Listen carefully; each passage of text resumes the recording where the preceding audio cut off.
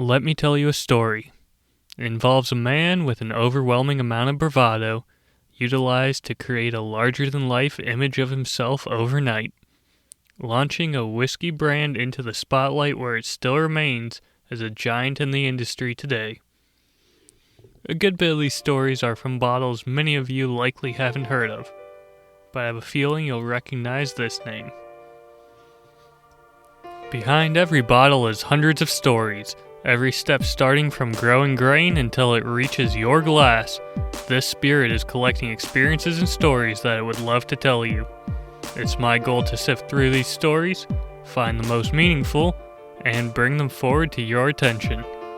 This isn't another whiskey review channel or show. This is pure storytelling. I won't analyze every detailed tasting note of the spirit in the bottle.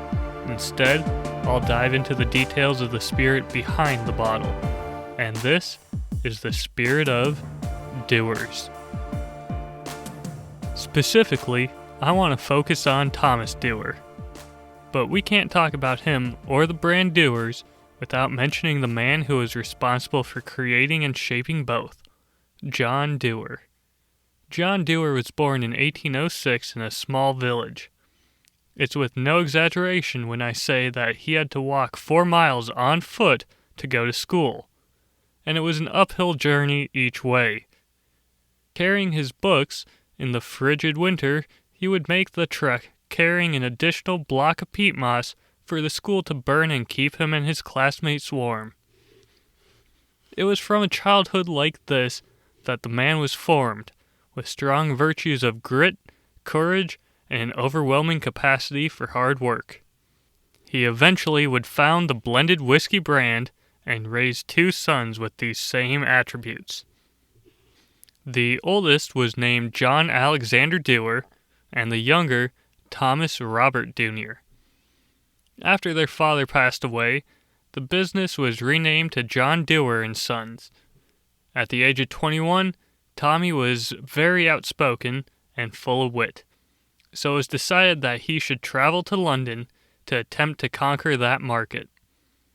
He was sent with 2 letters of introduction. Upon his arrival, however, he found that the first man was deceased, and that the second was now bankrupt. So Tommy decided he would have to make a name for himself in society instead of relying on an introduction. So he headed for a brewers' convention at the Agricultural Hall, with his bagpipes in hand, and he proceeded to deafen everyone in attendance.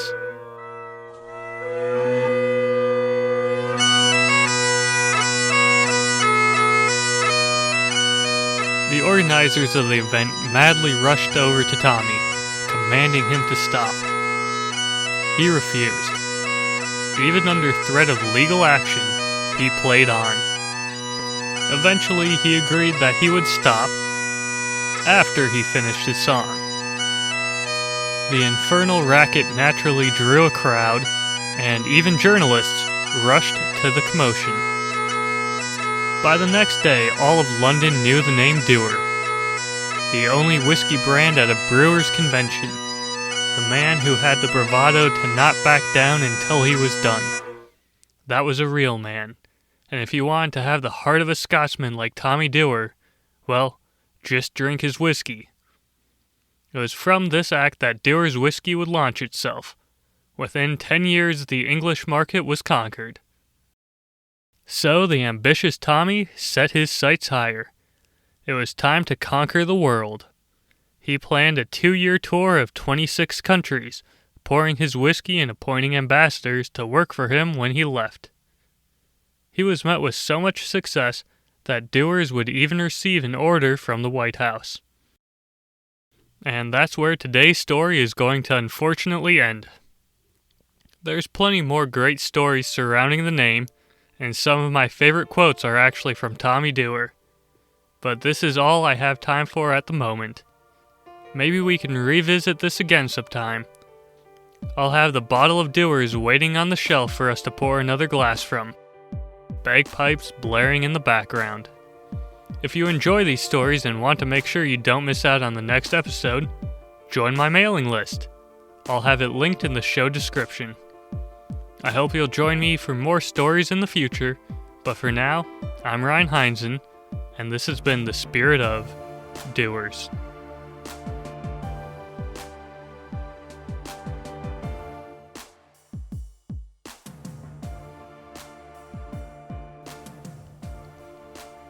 Let me take you back to the start of the year.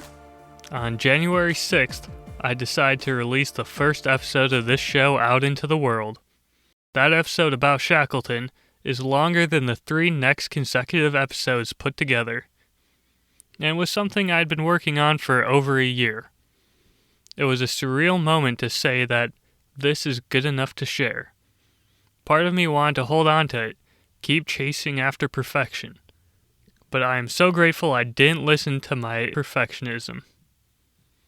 I was planning to start on another large episode like that in the background while I created the shorter monthly stories. But only 5 days later, an incredible opportunity was presented to me. One that scared me just enough to know I needed to take it. By the time you're listening to this, I will have just completed the Level 4 Whiskey Sommelier class. The first of its kind. I'll probably edit something in here once I know if I passed or not, but as of writing this, I am still putting the majority of my efforts into studying. In fact, I'll probably edit that in right now. Cue the confetti. I passed. This is all a long-winded excuse for why today's episode was a bit shorter than usual. I want to return to a longer episode where I can fully explore different parts of the story. So after 5 months of regular content, I've decided to make some changes. These episodes are no longer going to be restricted to a monthly schedule. I hope that you will trust in me that you'll appreciate this change in the long run. And as always, thanks for listening, and I'll see you next time.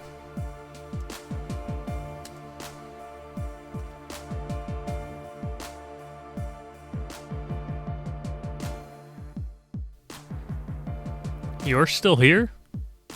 It's over. Go home. Oh, you expected a trailer for the next episode? Not just an arbitrary tease that something bigger might be coming at some unknown point in time? Well, alright. In the next episode of The Spirit of, we follow along the journey and studies of the father of Japanese whiskey.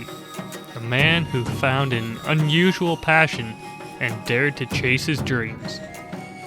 There's a rivalry, a love story, and of course, there's whiskey.